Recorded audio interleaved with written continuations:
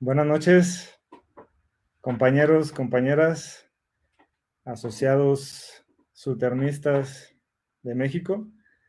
Soy su compañero Jesús Montes, el motivo por el cual nos encontramos reunidos el día de hoy es aquí con el compañero. Por favor, preséntate y damos el, el resumen. Ok. ¿Qué tal? Buenas noches, compañeros y compañeras. Yo soy también compañero de ustedes de la CFE, trabajador de la CFE en la división Valle de México, perdón, en la Centro Sur. Estamos en la Centro Sur de Cuernavaca. Mi nombre es Luis Edgar Lira y pues bueno, ya aquí me presento solamente para que pueda introducirnos bien el compañero Jesús al motivo de la charla de hoy. Gracias. Bueno, el motivo de la charla del día de hoy, tal cual está ahí suscrito en el encabezado de la transmisión, es puede ser una pequeño resumen sobre lo que fue la primera sesión del Parlamento Abierto, en el que se está abordando el tema de la iniciativa de reforma energética.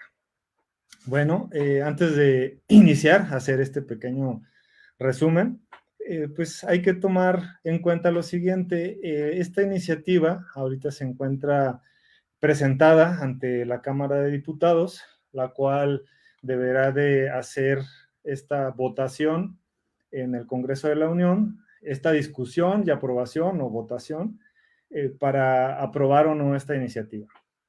Esta iniciativa, según lo marca el artículo 135 constitucional, deberá ser aprobada por al menos el voto de las 2/3 de los individuos presentes en la votación, y así también deberá ser aprobada por la mayoría de las legislaturas de los estados y de la Ciudad de México. Entonces es un proceso todavía un poquito largo. La discusión y la votación aún no se da. Se generó este foro a través del cual se pretende, pues, generar consensos o coincidencias y limar estas visiones que claramente están opuestas y que lo iremos comentando a lo largo de este pequeño resumen.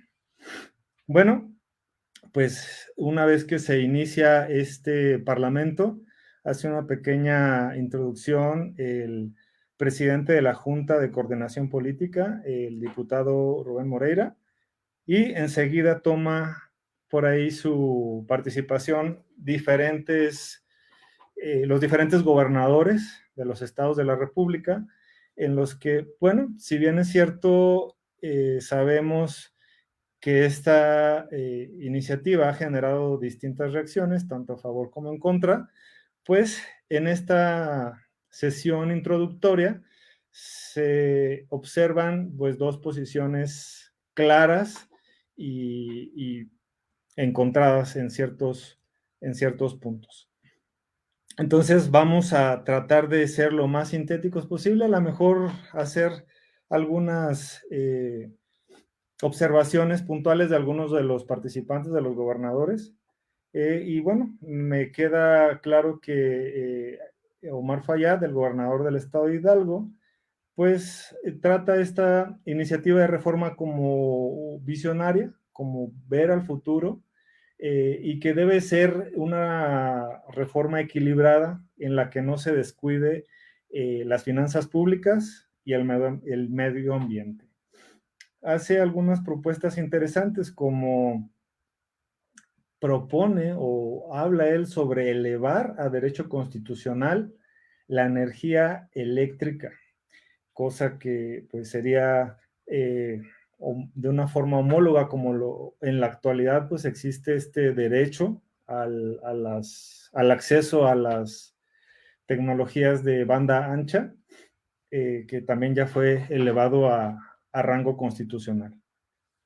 Y bueno, hace otras propuestas en las que básicamente pues trata de darle participación, aunque sea con voz, a los gobernadores dentro de lo que es la organización de la planeación del sistema eléctrico nacional. Es una de las propuestas que él hace.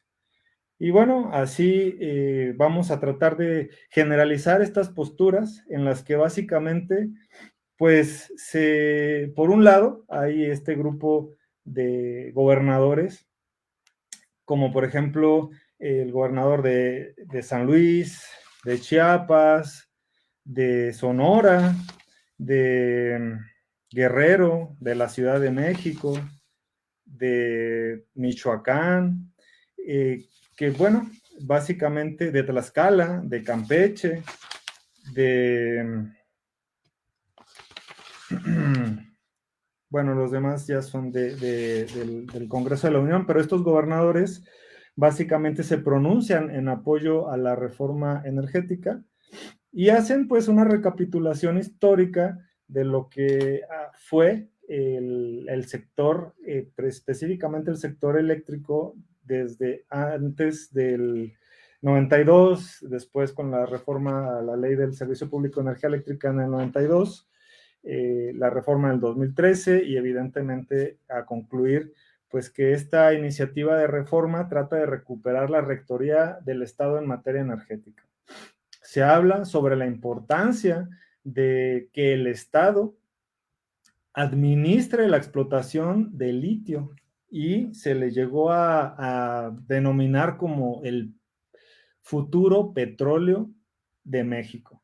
Es decir, se llegó a hablar de que México ocupa el 9º lugar mundial en reservas de litio, para que más o menos tengamos una idea de la importancia de este mineral en la actualidad y que obviamente es parte fundamental y medular en lo que se le ha denominado la transición energética, que esta transición básicamente pugna por dejar estas energías denominadas sucias que utilizan diversas,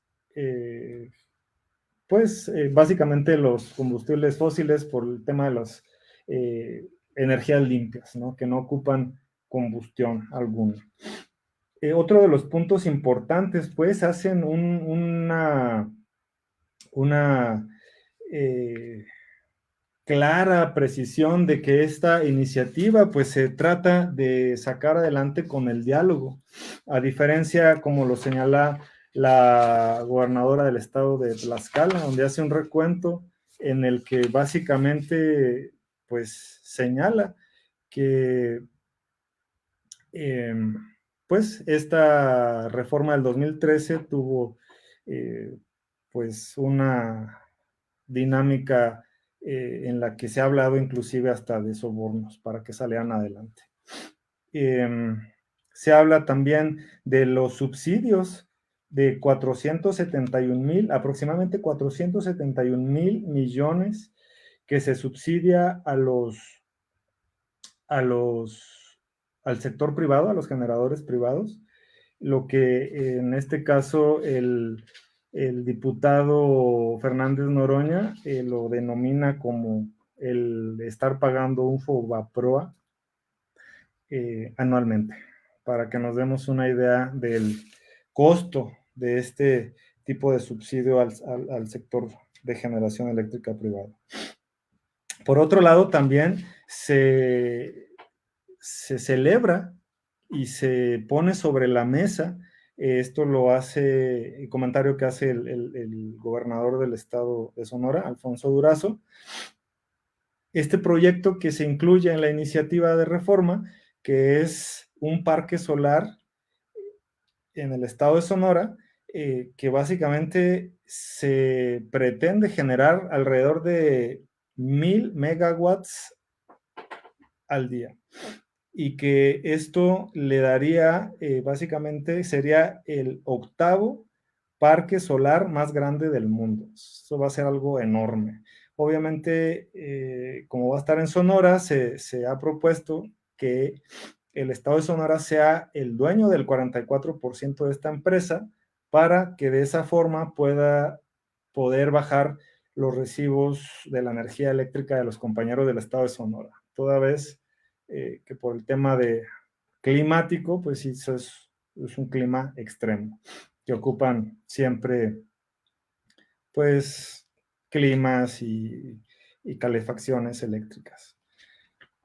Por otra parte, también se habla de la importancia de, de apoyar esta reforma, toda vez que pues pretende en algún momento dado regenerar o vamos, remodelar todo lo que es la producción de energía eléctrica hidroeléctrica, que en el estado de Chiapas, como comenta el gobernador, que también se manifestó en apoyo a dicha reforma, pues genera aproximadamente el 50% de esta energía limpia.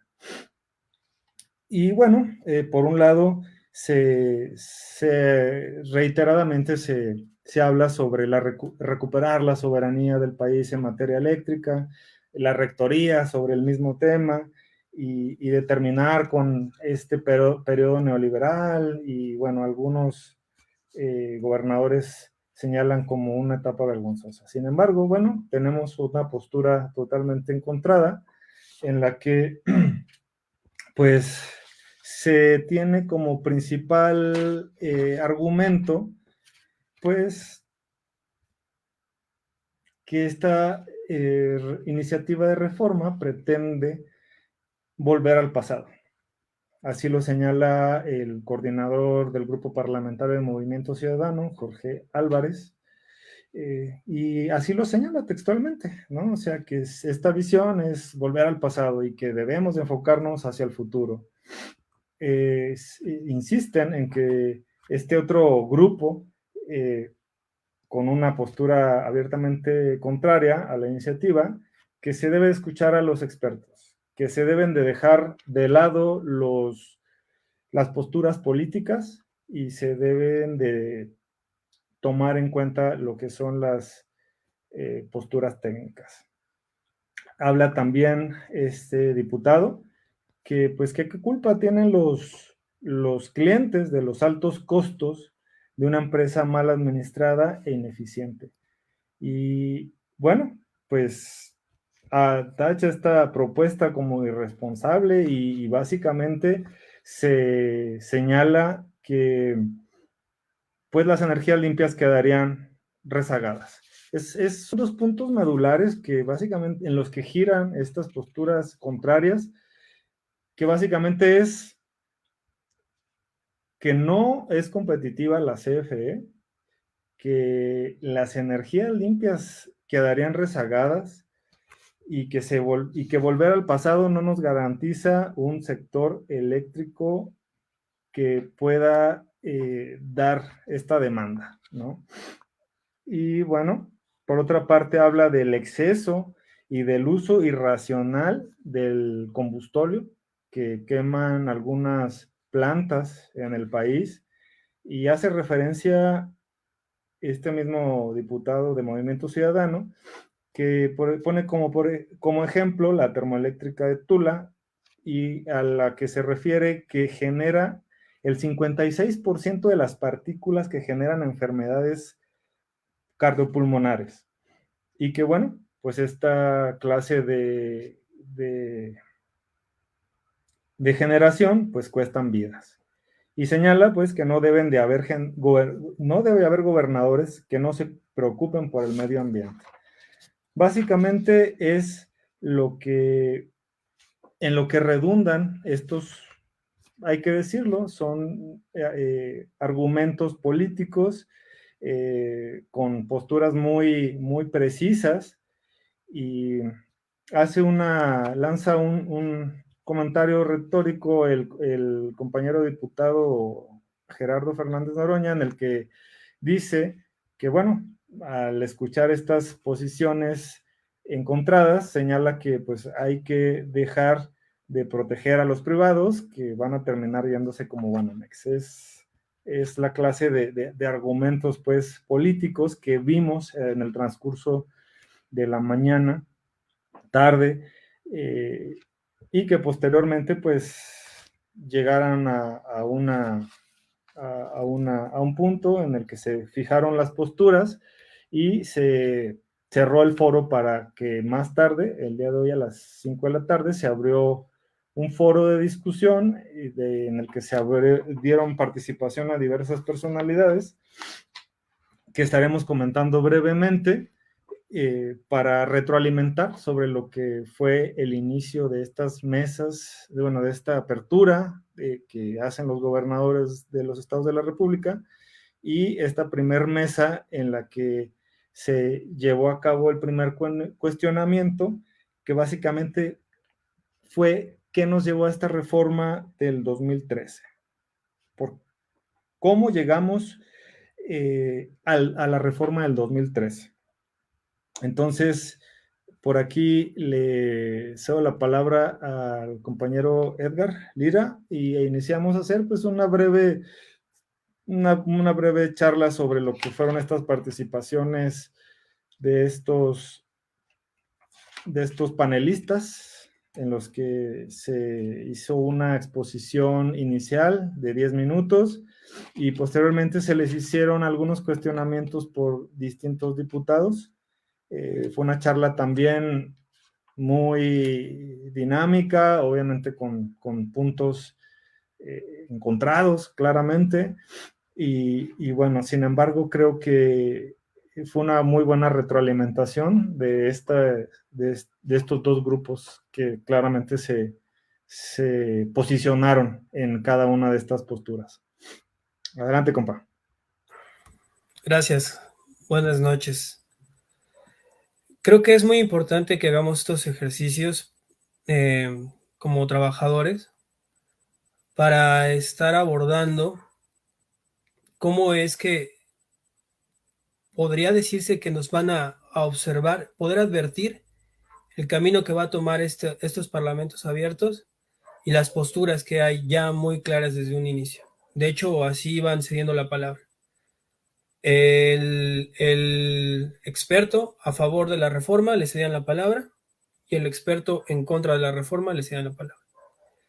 Es importante estos ejercicios que hacemos como trabajadores para poder advertir lo que viene. Probablemente estos ejercicios nos hubieran servido en otros tiempos, en la reforma de 2013 puntualmente, para poder vislumbrar qué es lo que se va a mencionar sobre la CFE, sobre nuestra fuente de trabajo y sobre nuestra condición de trabajadores. Uno de los puntos que me llamó mucho la atención para en contra de la reforma la iniciativa de reforma que está presentando el presidente Andrés Manuel López Obrador, es que se hizo mención que pues la CFE es una empresa que prácticamente la tildan de obsoleta y de altos costos. Es muy importante aquí tener en puntos muy finos con lo que nos van a estar relacionando y que mencionaron. Mencionaron cuando modificaron nuestro tiempo de jubilación y que nos lo regresaron que quitaron esos 10 años que habían aumentado y que esto repercute a las finanzas de la empresa. Esto lo van a relacionar a que es directamente el costo del usuario final, lo cual pues es una mentira, porque los costos están regulados por otros medios, por la CRE concretamente. Cabe destacar que quien mencionó estas cosas es una excomisionada de la propia CRE. Su nombre es Montserrat Ramiro. Ahí hay un claro conflicto de interés y se lo preguntaron en el foro. ¿Cómo es que está debatiendo y asesorando a los privados cuando estuvo antes en un organismo autónomo? Y son de las cosas que podemos nosotros estar advirtiendo como trabajadores, de que pues ahí hay un absurdo. ¿Cómo puede ser que haya un punto de vista objetivo por parte de alguien que ahora está asesorando a los privados y anteriormente estuvo con los comisionados de la CRE? Son de las cosas que creo que podemos sintetizar de este primer debate. Y otro, el a favor, que podemos destacar de los que estuvieron debatiendo a favor de la reforma, pues hubo un representante de SUTEM. Su nombre es Héctor Coapio Ortiz. Y ya de hecho la cuenta en Twitter de CFE citó algo de lo que él mencionó. Señaló que el objetivo de la reforma del 2013 fue la privatización y desaparición de la CFE. Pero resaltó algo muy importante en el que nos vincula totalmente, que los trabajadores electricistas están dispuestos a defender la iniciativa de reforma eléctrica, la que está actualmente entrando en debate. Entonces es muy importante hacer estos ejercicios porque podemos advertir qué es lo que viene hacia nuestra fuente de trabajo y hasta nuestra dinámica que vamos a tener en los siguientes días. Por un lado, va a haber ataques hacia nuestra condición de trabajadores, hacia ciertas prestaciones, hacia la empresa, y nos van a tildar de que somos el pasado, cuando pues somos el presente y somos el conducto que puede llevar esta iniciativa de reforma hacia una transición ordenada de las fuentes fósiles a las nuevas energías, que es de los puntos principales con los que se está debatiendo. Y son de los argumentos que usan en contra de la CFE, que quieren tildarlo con la opinión de expertos como si fuéramos el pasado, cuando la CFE está a la vanguardia, el SUTEM está a la vanguardia. No somos el pasado, no somos una carga, no somos un pasivo laboral, somos un activo que estamos energizando al país. Y es lo importante de estos ejercicios, que planteemos estas posturas, que dejemos ver lo que van a posicionar quienes están a favor de que se mantenga una reforma como la del 2013, que poco a poco ha ido desmantelando a la CFE y que la está relegando de la industria eléctrica. ¿Para qué? Para que sea todo un negocio y no sea la visión social con la que actualmente trabaja la CFE. Adelante, compañero. Gracias, Edgar. Me llamó mucho la atención esta primera intervención que tuvo el compañero Héctor Cuapio, en la que sintetiza su diálogo en una frase que es, creo que, elemental y fija su postura claramente. Y señala que necesitamos otra reforma en favor del pueblo de México. Y hace unos cuestionamientos muy interesantes y a los cuales les voy a dar lectura. Dice, básicamente, las políticas energéticas impuestas por los gobiernos anteriores han beneficiado integralmente a México. Se ha fortalecido a las principales empresas energéticas del país que realizan actividades prioritarias y estratégicas. ¿Se ha respetado los irrenunciables derechos de los trabajadores? ¿Los derechos y patrimonio de los pueblos originarios están a salvo? Y él mismo responde, no. Creo que es muy elocuente en su diálogo y su postura es claramente posicionar esta iniciativa de reforma positivamente en este foro de diálogo. Otro de los, como bien lo señalas, de los aspectos que estuvieron redundando nosotros que somos sutermistas y trabajamos en esta empresa, CFE, se nos denomina como empresa que no es competitiva, que somos una empresa que pues básicamente tenemos la mayoría de nuestras generadoras en fierros viejos, básicamente, en plantas generadoras que les queda poco tiempo de vida, y yo creo que aquí hay que hacer al menos dos reflexiones. Y yo creo, compañeros, que la primera de ellas es, y lo hablo a título personal, una opinión muy personal sobre estas opiniones sobre que no somos competitivos y que no vamos a poder dar un servicio con energía barata, con energía limpia y sobre todo cumpliendo con el 100% del abasto de energía eléctrica. Y creo que es una crítica que nos debe de poner a reflexionar. Y bueno, esto se da en un contexto en el que pues ya nos pasó en algún momento, ¿no? En la reforma del 2013, ese fue uno de los grandes argumentos que llevaron la iniciativa pues del presidente Peña Nieto en aquel entonces, que no somos eficientes, que las tarifas son caras y que producimos con energía muy sucia. Entonces, pues es un buen momento para reflexionar este tema y pues demostrar lo contrario, ¿no? Que sí somos eficientes, que podemos sacar adelante el compromiso tan grande que es en este momento cambiar la proporción de generación y suministro de energía eléctrica básicamente al contrario como está en este momento, ¿no? En la actualidad, pues CFE ya no es quien produce la mayor parte de la energía despachada.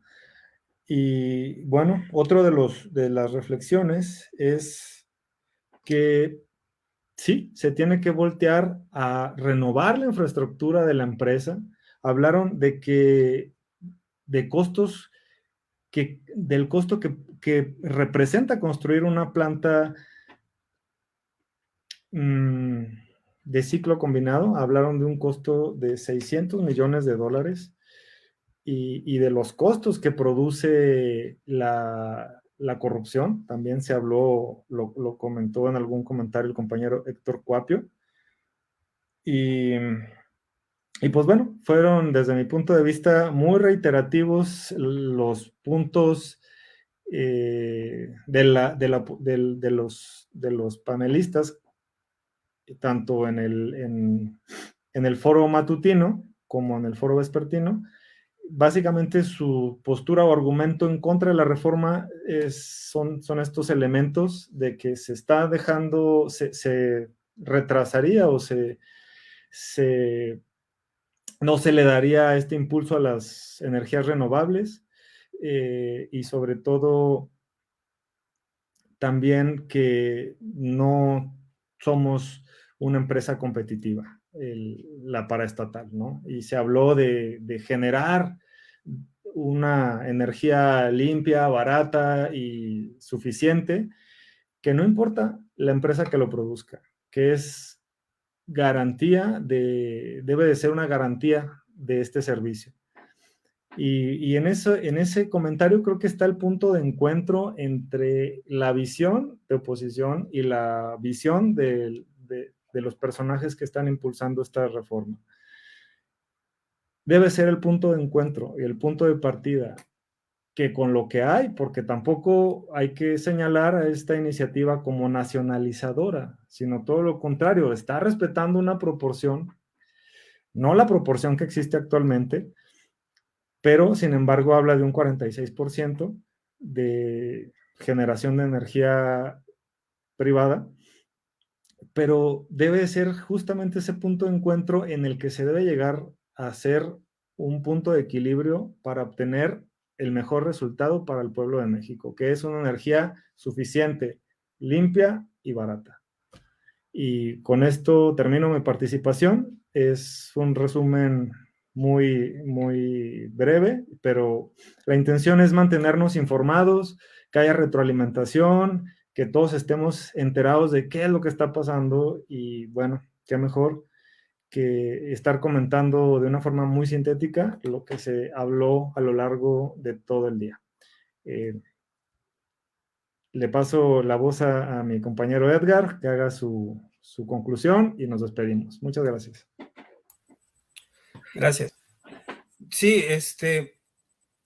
es muy importante transmitirles lo que está aconteciendo, la forma en que está dirigiéndose estos debates, estos foros, para que también identifiquemos ya en el lado como ciudadanos quién está tomando una postura hacia aquí es claro, ¿no? Hacia un aspecto de ganancias privadas, sector privado, y uno que ve más hacia la población.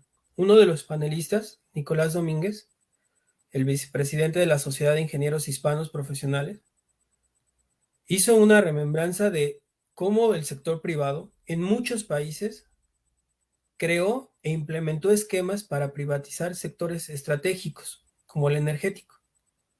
por medio de procedimientos ilegales, que la reforma de 2013 está manchada con eso. Hay investigaciones abiertas por sobornos que hubo para que se aprobara esa reforma. Y es lo que nosotros tenemos que llevarnos como reflexión para que pues cerremos en futuros inmediatos la posibilidad para que esas avances privatizadores sigan avanzando.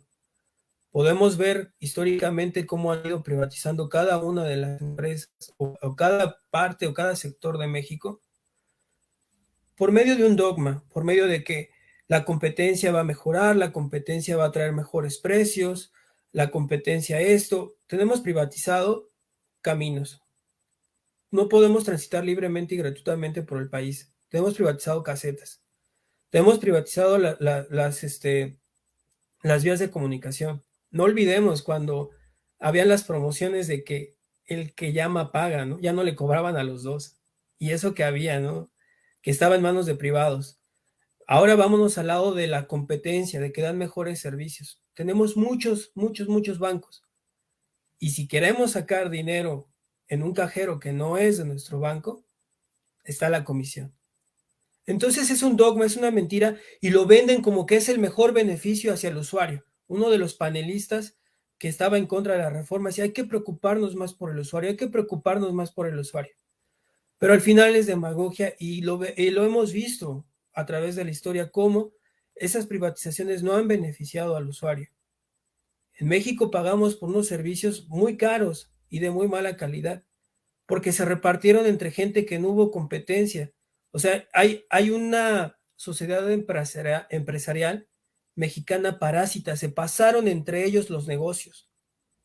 No hubo competencia, sabían que iban a haber ganancias y por eso fue que entraron a negocios. Y es lo mismo que va a pasar con la CFE, el sector energético. De hecho, está sucediendo. Muchos de los compañeros sutermistas sabemos de antemano lo que representa el porteo. ¿Cómo es que no se hace un pago justo por la transmisión de energía?